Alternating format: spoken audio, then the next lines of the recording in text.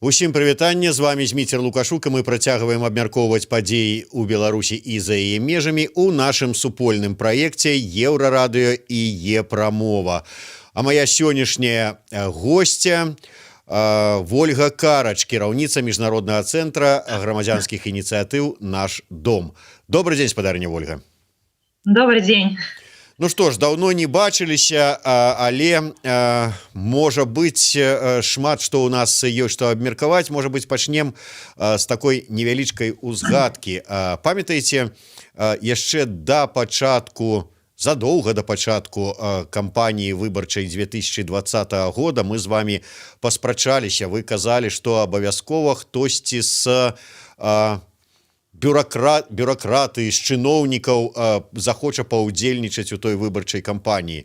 Не спраўдзіўся ваш прагноз? Чаму? А вы лічыце, Віктор Бабарыка хто быў? Лідар апазіцыйнай партыі ці Валерый Цыпкала? Гэта ўсё ж такі людзі, якія, збольшага, я лічу, прыйшлі з каманды Александра Лукашенка, ці былі ў сістэме Александра Лукашенка. Таму гэта нармальная клатура ў тым ці іншым выглядзе. Ну, ўсё ж таки я разлічваў, што гэта будзе хтосьці з там стоп-чыноўнікаў, там які-небудзь міністр, там ці прэм'ер-міністр, ці яшчэ хто-небудзь, а ўсё ж таки і адзін і другі, так, не такія топавыя чыноўнікі. Але, ладно, што ж рабіць, так атрымалася.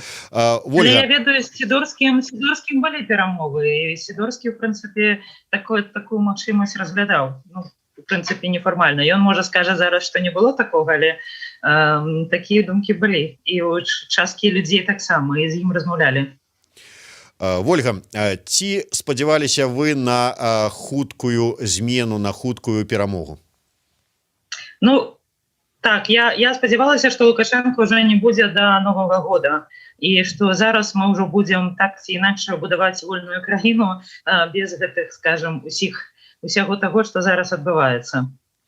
Але калі з улікам усяго таго, што зараз адбываецца, зараз усе прагнозы і чаканні звязаныя з вясной, што вось вясна пакажа, што не здаўся беларускі народ, не адкінуў думку пра змены і гэтак далей, і гэтак далей. Як вы лічыце, ці апраўданыя чаканні? Асабліва мяне цікавяць рэгіёны, наколькі, на ваш погляд, яны гатовыя? Ведаеце, тут некалькі аспектаў, якія трэба разглядаць і трэба улічваць. Па-першае, я б не чакала весны, таму што ёсць адзін такі вельмі важны момант. Зімовая амуніцыя, скажем так, сіл структураў, яна так вельмі адрозніваецца ад звычайнай амуніцыі, яна такая даволі цяжкая. І калі вы зараз рабіце пэўныя пратэсты ці хаця ад іх, то збегаць нашмат лягчэй, таму што на людзях там навешана шмат чаго, і яны, ведаеце, такі плечвала тое, што ім зараз нашмат цяжэй змагацца з мірнымі пратэстуючымі людзьмі, чым ці восенню, калі няма вось гэтай менавіта зімовай амуніцыі. Гэта першы момант. Другі момант вельмі важны, што людзі, канешне, вельмі стаміліся. Не толькі я чакала перамогі да Новага года, чакаў і беларускі народ, і трэба адзначыць немагчымае. Такія пратэсты па велічыні, па моцы ніколі не былі ў Беларусі і так доўга не былі. Мы все памятаем, Зміцер, вы таксама, што звычайна, скажем, пасля прэзідэнцкіх выбараў гэта была такая традыцыя, людзі выходзяць, там пахапалі людзей, там яны сидзелі ў турмах, і, в прынцыпе, все сканчалася менавіта адной ноччу. Зараз гэтыя пратэсты працягваюцца ўжо колькі тут? Некалькі месяцаў, паўгады, і людзі сапраўды, не гледзячы на такі невыносны гвалт, на рэпрэсіі, на катаванні, на ўсё, што адбываецца, ўсё ж такі працягваюць барацьбу. І я думаю, што калі зараз зрабіць паўзу, то ніякай вясны не будзе. Таму што людзі проста ўжо не выйдуць, будзе паўза ў дэмакратычных сілаў, але не будзе паўза ў Лукашэнкі і яго каманды, якія зараз вельмі моцна падчышаюць усіх, у першую чаргу лідараў пратэсты на мясцовым узроўні, асабліва вось хто можа там рабіць пэўныя акцыі, выводзіць людзей і гэтак далей. Мы бачым гэтую вялікую хвалю арыштаў і рэпрэсіяў па рэгіёнах, і просто не будзе каму выводзіць людзей. За месяц-два Лукашенко, пакуль усе чакаюць весны, Лукашенко просто пасадзіць гэтых людзей, якія могуць штосьці арганізаваць. І гэтыя злівы, якія зараз там пайшлі, там Баровых, Чацікаў і гэтак далей, азначаюць вельмі яскрава паказваюць, што КДБ таксама не чакае весны. Яно працуе зараз. Унішы гэта тое, што людзі чакаюць план перамогі. Мы гэта бачым і па шматлікім каментарам, і па лістам, што да нас прыходзяць, і ад зваротнай сувязі людзей. Усе чакаюць плана перамогі. Не просто, скажем так, нейкія пратэсты, якія там дзесьці, скажем так, вельмі ясна патлумачана, якім чынам мы пераможам і калі гэта будзе. Вось гэтага чакаюць усе. Была гістарычная сустрэча, як вы ведаеце, мінулы панядзелак ва ўторак. Гэта сапраўды гістарычная сустрэча людзей, якія павінны былі вызначыць гэты план. І калі гэтага плана яны вось зараз на працягу тыдня не пакажуць народу, то ў прынцыпе падзеі будуць развівацца ў двух накірунках. Першы накірунак гэта Лукашенко, скажем, выйгрывае, і все застаецца як заўсёды. Другі накірунак з'яўляюцца новыя лідары, а гэты, Таму мы чакаем ад іх плана, і гэта вельмі важна. Гэта вось проста бачна па ўсім, абсалютна па ўсім. Наколькі вы ацэньваеце, вы сказалі гістарычная сустрэча, сустрэліся сапраўды Светлана Ціхановская, Валерый Вераніка Цыпкала, Павел Латушка, і шла размова пра гэты план перамогі. У мяне была размова з Вольгай Кавальковай, якая брала ўдзел таксама ў гэтай сустрэчы, але ніводнага пункта з гэтага плана яна не агучыла. І вот у вас ёсць нейкія спадзяванні, то зразумела ёсць, але наколькі верагодна, што там будзе сапраўды такі план, ось гэтыя людзі складуць, які будзе дзейсным планам перамогі? А ў іх няма іншага выбара. Ці яны паказваюць гэты план? Гэта сустрэча рыхтавалася даўно. Яна рыхтавалася некалькі тыдняў. Ішлі вельмі вялікія перамовы, у тым ліку, хто павінен гэты план складаць. Так атрымалася, што там на гэтай сустрэчы былі тыя людзі, якія былі. Яны взялі на сябе гістарычную адказнасць за гэты план і за ўсе абмеркаванні. Таму, у прынцыпе, вось я не хацела б зараз каментаваць, канешне, я ведаю, пра што яны там размаўлялі, і ведаю усе паперы, там, што былі прадстаўленыя, і скажем так, усе дыскусіі, што былі, але гутарка не пра гэта. Гутарка пра тое, што зараз людзі, якія выходзілі ўсе гэтыя паўгады на вуліцы, якіх катавалі ў турмах, якія зараз знаходзяцца ў турмах, шмат хто знаходзіцца ў турмах, якіх працягваюць пераследаваць, яны чакаюць гэты план і чакаюць вельмі ясна адказа. Таму што, ведаеце, дэмакратычныя сілы, у тым ліку, вось у мяне была такая надзея. Спачатку мы казалі, што окей, мы змагаемся там 3 месяцы. Потым мы казалі, што змагаемся да нового года набыць.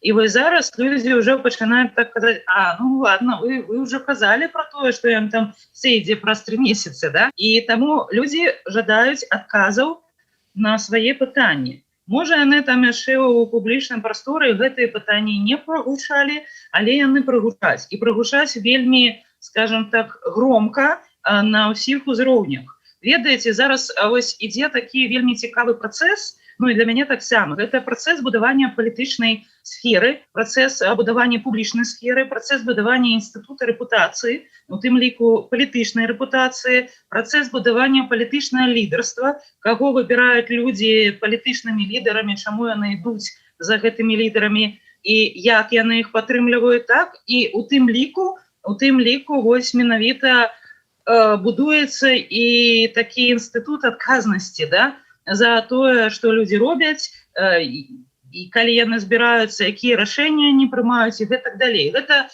насамрэч вельмі вялікая адказнасць. І, канешне, можа падавацца, што там, напрыклад, вось была нейкая там шараговая сустрэча, мы там, як заўсёды, там сабраліся, паразмаўлялі, бла-бла-бла, там і разышліся вельмі давольныя сабой, там кава была добрая, бутэрброды таксама смачныя, але гэта не змяняе таго, што ёсць пэўныя публічныя чаканні. Вось гэтай пэўнай публічнай чаканні яны ператварыліся вось гэтую вялікую хвалю палітычных пратэстаў, калі аб'ядналіся 3 штабы. Вось ведаеце, калі б не было аб'яднання 3 штабоў вакол Светланы Ціхановскай, думаю, вы пагадзіцеся, што не было б нічога. Усе б разругаліся, і ўся б кампанія ішла як заўсёды. І мы мелі одну ноч пратэстаў, і на гэтым усё б скончылася. Але так атрымалася, што пэўныя дзеянні пэўных людзей, яны трапілі вось у гэтую вялікую хвалю народных чаканняў. Зараз ідзе другая хваля. І, канешне, у інтарэсах Лукашэнкі гэтую хвалю пагасіць, каб ніякага плана не было, і тады пачнецца такі, тое, што я называю палітычны адліў. Да, быў палітычны прыліў, зараз там палітычны адліў. Гэта азначае, што, калі плана не будзе, гэта азначае, што будзе дзікае расчараванне, дэпрэсія і адчай у вельмі вялікай часткі народа, які не згодныя там чакаць наступныя там 5-10 год, там Лукашенко сыдзе, скажем так, таким звышнатуральным там шляхам, да, там ходзе да дыалога з усім іншымі сіламі. Але і гэта чаканне вось я просто бачу. Калі нават вось ідзе просто нейкае абмеркаванне, гэта адно. Калі толькі пачынаеш абмяркоўваць там магчымы план перамогі, адразу нават такое грамадская цікавасць, там якая па каментарах, па праглядах, там па рэпостах, і яна адразу ідзе. Вось гэтая другая хваля, яна зараз, ведаеце, як цунамі такое навісла. І ёсць пэўныя крокі, якія павінны зрабіць дэмакратычныя, каб гэтай хваляй кіраваць. Бо яе таксама, як яна можа пайсці ўверх, яна можа пайсці ўніз. Лукашенко хоча, каб яна пайшла ўніз. І яна пойдзе ўніз, калі не будзе нейкай стратэгіі, якая беларускаму грамадству будзе падавацца больш-менш рэалістычнай, нармальнай. Гэта вельмі важна зараз. Я разумею, што я тут у пэўным сэнсе выступаю як Кассандра, да? І вельмі не падабаюцца людзям, калі там хтосьці кажа праўду, ці кажа вельмі такія рэчы, пэўныя рэчы, так? Працу над памылкамі ніхто не хоча рабіць. І гэта цалкам нармальна, што гэта непрыемна рабіць. І непрыемна прымаць пэўныя рашэнні, якія цягнуць за сабой менавіта гэтую гістарычную адказнасць перад беларускай нацыяй. Але яна ёсць. І гэта сустрэча адбылася. І яна адбылася ў тым фармаце, якім яна была. І зараз беларускі народ чакае, што там было, і чакае, паўтаруся, вельмі яскравай стратэгіі пераменаў і стратэгіі перамогі. Калі гэтага не будзе, мы все побачым, што гэта будзе, але можам з вами паспрачацца нават. Скажем так, да таго, якія будуць адносіны да тых людзей, якія збіраліся на гэтай сустрэчы. Таму я у пэўным сэнсе радая, што мяне там не было. Так, падкрэсліваю. Памідоры ў мяне не паляцяць. З вами цяжка спрачацца, бо бачыце, мы тады на той размове, на той спрэчцы паспрачаліся з вами на бутэльку каньяку, але апынулася, што вы падалі так, што я ўсё адно не выйграў, хоць ніякага макея там і не было сярод кандыдатаў у прэзідэнты. Тым не менш, Ольга, вы сказалі про тое, што дзякуй Богу, што мяне на той сустрэчы не было, там былі тыя, хто там быў. Ведаеце, калі у мяне была размова з Ольгай Кавальковай, про якую я ўжо згадаваў, там не адзін раз задавалі пытанне, чаму на гэтай сустрэчы не прысутнічала Ольга Карач. Ад розных людзей. Я далёкі ад думкі, што это пад рознымі нікамі гэта пытанне мне задавала Ольга Карач. Гэта сапраўды былі, я думаю... Я, на жаль, нават не ведала пра ёю. Мне потым ужо лінкі пакідалі. Але сапраўды, мне вось падаецца, што варта было б далучыць больш шырокае кола людзей да гэтага распрацоўкі гэтага плана. Чаму вас там не было? Вас не запрашалі? Ці як это? Як вы ввогуле паставіліся, калі першы раз пачулі, што будзе такая сустрэча, а Ольгі Карач там не будзе? ідэя гэтай сустрэчы гэта была моя ідэя. І яна прагучала адразу пасля Новага года, таму што было бачна ізноў-такі па пэўнай рэакцыі людзей, што гэтая сустрэча проста патрэбная. І таму я пачала размаўляць з рознымі лідарамі і казаць, што ведаеце, калі штосьці не рабіць, то будзе вялікая дэпрэсія, якая, і гэта мой тэрмін таксама, якая прыйдзе, і вы проста не ведаеце ці не разумееце до конца, што азначае для палітычных лідараў гэта вялікая дэпрэсія. І што вас проста накрые, і накрые вельмі сур'ёзна. І таму гэта ідэя, скажем так, прасоўвалася там з розныя механізмы, і яна знайшла пэўны водклік, і пачалася гэтая падрыхтоўка. Што я павінна была на гэтай сустрэчы быць, і пэўнае запрашэнне было, але в апошні момант мяне выкрэслілі, і ў прынцыпе я рашыла, што ведаеце, все, што робіцца ў гэтым жыцці, яно робіцца да лепшага. Таму паглядзела на фармат, на павеску, на то, як у апошні момант там перакручвалася ўсё, і падумала, што ў прынцыпе, скажем так, быў шанец зрабіць гэтую сустрэчу сапраўды такой мабілізацыйнай для той часткі беларускага грамадства, якая чакае пераменаў, чакае перамогі. І той фармат, які спачатку там прапаноўваўся. Ведаеце, я б не хацела ўжо гэтыя ўсе там унутраныя рэчы выносіць, таму што гэта павінна, канешне, агучыць людзі, якія ўзялі, паўтаруся, на сябе гістарычную адказнасць, але яны яе ўзялі. І вось зараз яны збіраліся у тым фармаце, у той павесцы, якую яны рыхтавалі самі, і, канешне, яны зараз павінны даць вынікі гэтай сваёй працы на працягу 2 дзён. Але магу сказаць, што калі вынік беларускаму народу не спадабаецца, таму што людзі вельмі чакаюць, і нават 1 тыдзень, я хочу сказаць, што для людзей вельмі доўга, там было вельмі шмат злых такіх і нядобрых каментароў наконт таго, што чаму лідары чакаюць тыдзень, чаму нельга адразу там выйсці, распавесці стратэгію. Пытанне не да мяне, пытанне да тых, хто там збіраўся. І ведаеце, у тым фармаце тое, як гэта адбывалася, я кажу, што ў прынцыпе дзякуй Богу. Таму што, пэўна, мне было вельмі сорамна за тое, што я там удзельнічаю. Але у любым выпадку у людзей зараз ёсць тыдзень, на тое ўжо тыдня няма, канешне, менш, скажем, пара дзён для таго, каб паміж сабой ужо не офлайн, а онлайн дапрацаваць гэты план, зрабіць яго агульным і, распавесці беларускаму народу, як яны бачаць, якім чынам яны ідуць да перамогі. А мы, калі гэты план рэалістычны, зразумела, усе падключымся, і ўсе краіны будзем дапамагаць, каб гэты нормальна. Я чалавек, які заўсёды інтарэсы краіны, інтарэсы Беларусі ставіў вышэй асабістых інтарэсаў, таму для мяне абсалютна нармальна, калі гэты план не мой, але ён рэалістычны, я з вялікім задавальненнем буду удзельнічаць і буду ўсімі сіламі, якія точна набліжаць нашу перамогу. Тым не менш, вы сказалі, мне было б вельмі сорамна, калі б я удзельнічала ў гэтай сустрэчы. Чаму?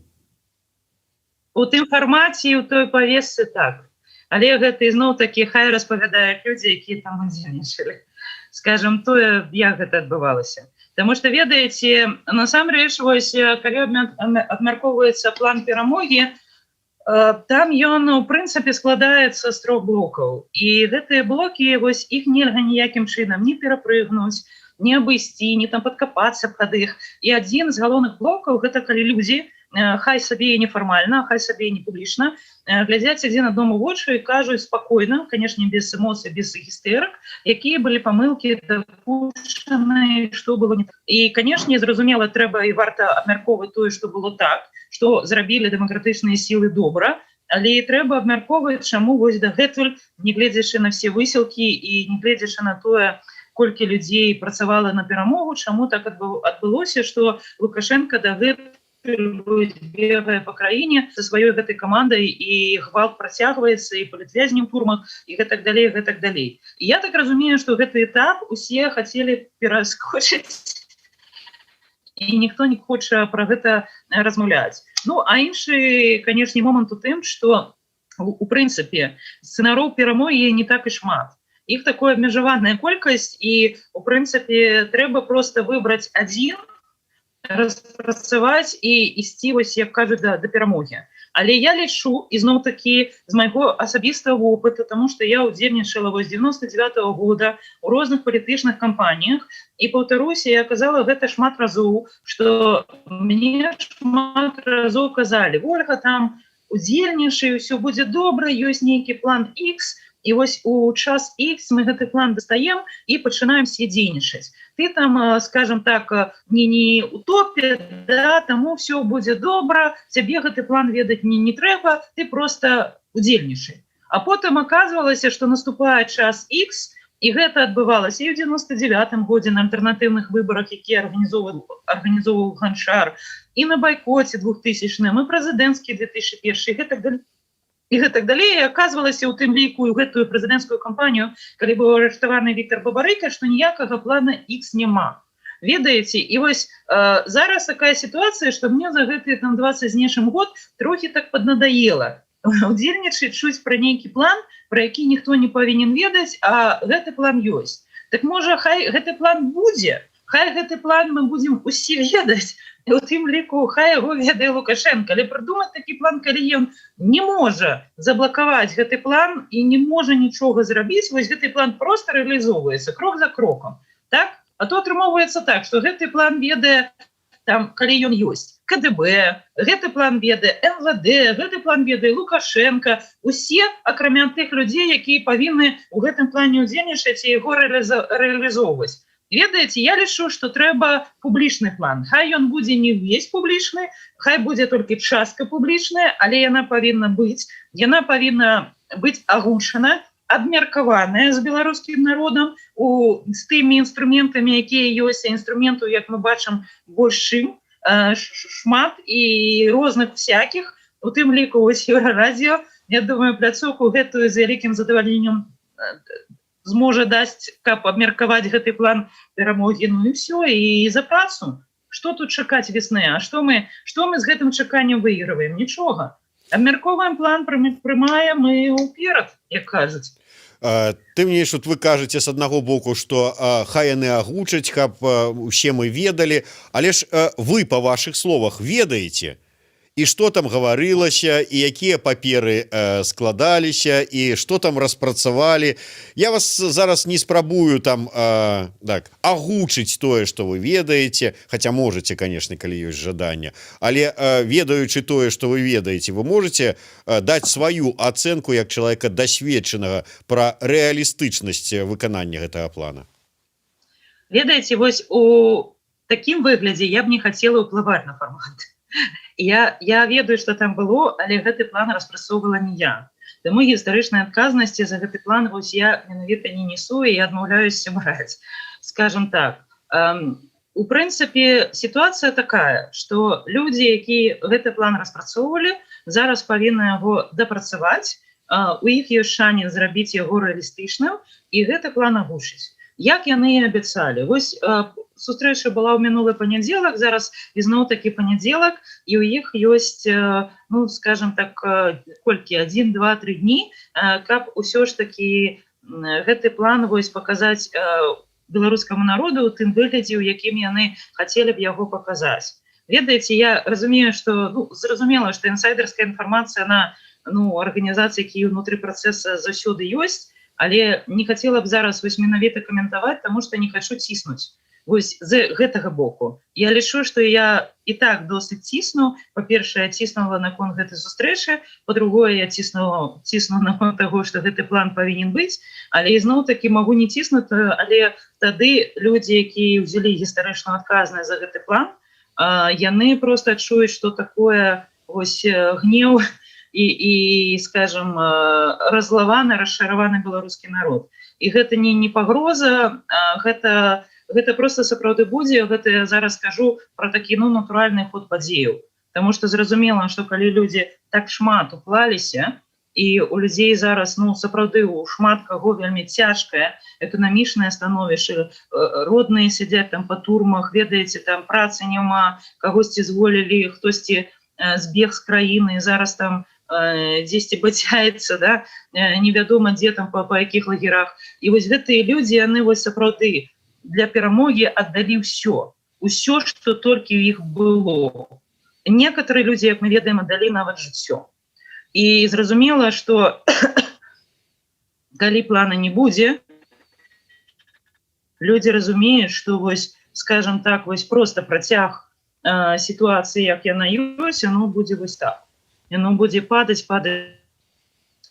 Прабачце, і сітуацыя будзе такая, што рана ці позна Европа пойдзе на перамовы з Лукашенко не потому, што яны там яго моцна любяць і навогул там шануюць, але менавіта з-за таго, што людзі Европа палічыць, што окей, ён там утрымаў уладу, хай нелегітымна, але нам трэба працаваць, ёсць граніцы, ёсць там візы, ёсць там яшчэ нейкія пытанні, і яны на гэта пойдуць. Ведаеце, сітуацыя вельмі сур'ёзная. Гэта вось другі такі вось выбар, цяжкі гістарычны выбар, які зараз стаіць.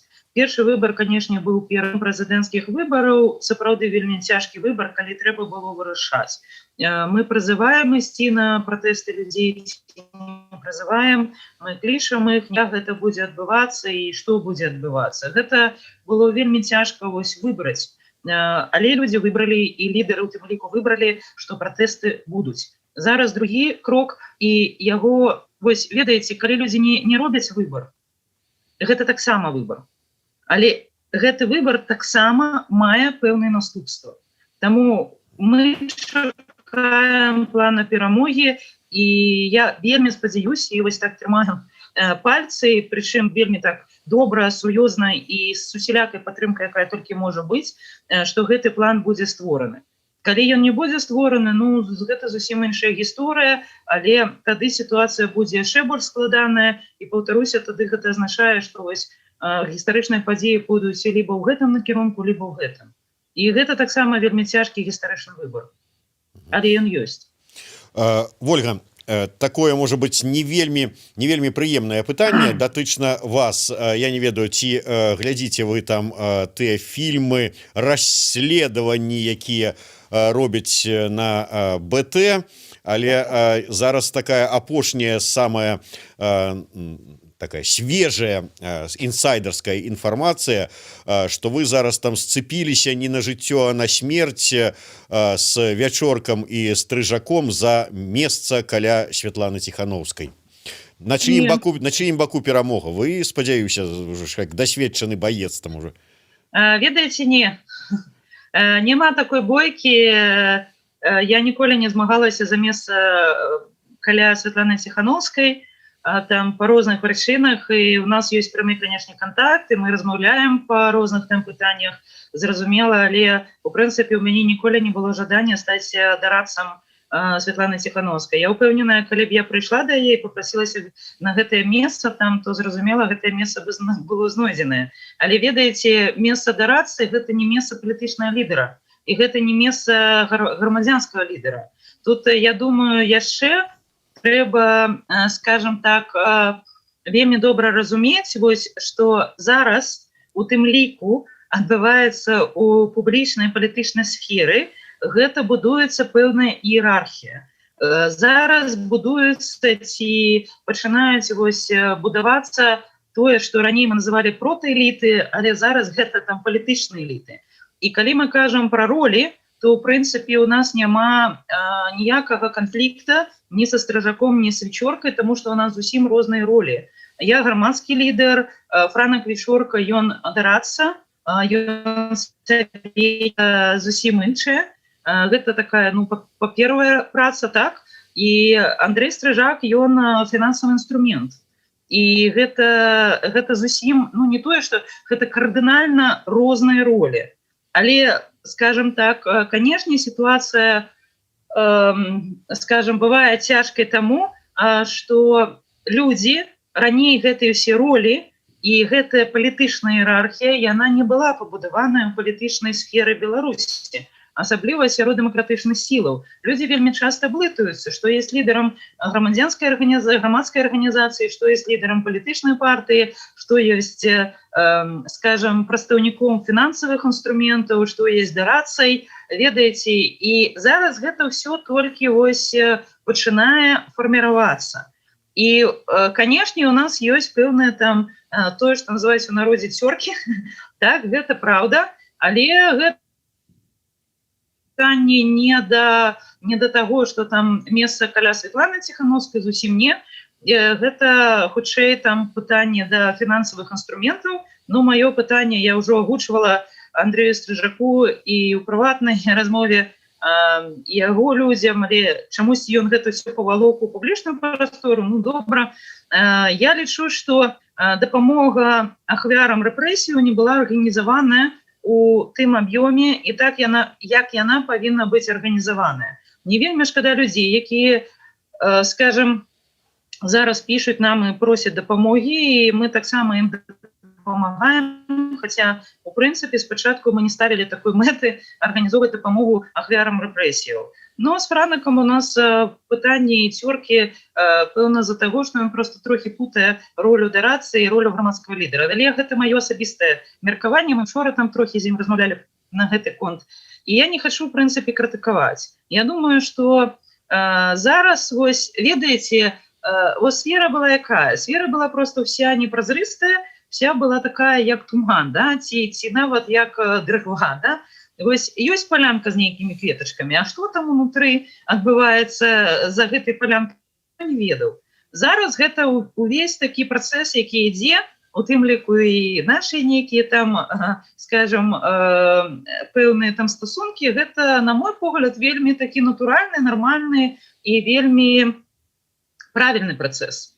Менавіта з-за таго, што вось пройдзе час і будзе там, у тым ліку ёсць жа блатаніна таксама, што ёсць незалежным журналістам, што ёсць журналістам, напрыклад, там сайта палітычнай партыі, а што ёсць навогул там публіцыстам. Ну, я думаю, вы пагадзіцеся, што ўсё ж такі гэта не адны і тыя ж ролі, ну, паміж там людзьмі, якія займаюцца публіцыстыкай ці нават блогерствам, ютуб-блогерствам, да, і там працуюць як ютуб-блогеры, і людзьмі, якія працуюць як незалежныя журналісты. Гэта зусім іншыя стандарты працы, зусім іншыя патрабаванні, і гэта тое таксама, што вось зараз пачынае выбудоўвацца. Гэты працэс, ён ідзе на розных пляцоўках, і, на мой погляд, ён нармальны, натуральны, і працэс таксама вось чаканняў ад лідараў, і калі гэтыя лідары ідуць за гэтымі чаканнямі, яны узмацняюць сваё лідарства, калі яны не ідуць за гэтымі чаканнямі, яны губляюць сваё лідарства, гэта таксама абсалютна нармальны працэс. Зразумела, што людзям, якія ў гэтым працэсе, так трохі балюча бывае. Таму што, ну, калі ты лідар, і разам раптам ты губляеш сваё лідарства, ну, гэта не вельмі прыемна. Разумееце? Я зараз не маю на ўвазе Святлану Ціхановскую ці кагосьці там персанальна. Я маю на ўвазе менавіта сам працэс. Таму што зразумела, што вось ёсць пэўныя чаканні ад мяне. Калі гэтыя чаканні я не смогу там рэалізаваць, то я, ну, таксама ўжо не буду лідарам грамадскай думкі, і людзі, скажем, будуць чакаць і ці шукаць кагосьці яшчэ. Гэта, ізноў-такі, не па персаналіям, гэта па працэсе. Ну што ж, такім чынам чакаем, каб нам агучылі план перамогі, і будзем спадзявацца, што праца над памылкамі ранейшымі у распрацоўшчыкаў гэтага плана зробленая, і ўсё ж такі будуць улічаныя усе памылкі, інакш, як сказала Вольга Карыч, закідаюць гнілымі памідорамі і скінуць з п'едэстала. А жадаючых ускочыць. Калі не будзе плана, будзе дакладна. Можам таксама паспрачацца на бутэльку каньяка. Ах, мы з вами гэта... Я праспорыла, дарэчы, адну бутэльку каньяка аднаму жыхару Віцебска, з якім мы спорылі менавіта, што Лукашенка сыдзе ці не сыдзе да Новага года. Вось ён не сышоў, і зараз я вінная бутэльку каньяка вось менавіта туды. Я гэта памятаю, трэба аддаваць. Да, лепей бы вы выйгралі, але... Да, лепей бы выйграла. Я думаю, што гэты жыхар таксама думае так. Дзякуй вялікім. Вольга Карыч, Зміцер Лукашук, сумесны стрым Еўрарадыё і яе прамовы. Слухайце, глядзіце нас, чакайце разам з намі.